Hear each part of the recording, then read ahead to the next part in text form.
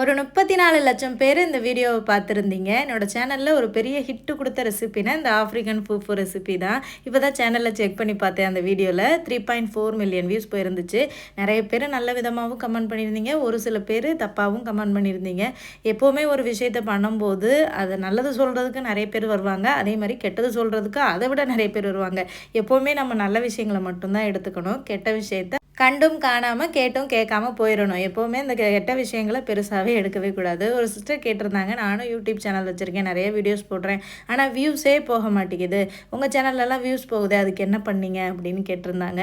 இந்த யூடியூப் பொறுத்தளவுக்கு வியூஸ் போகிறத நம்ம சொல்லவே முடியாது. அது யூடியூப் கையில் தான் இருக்குது.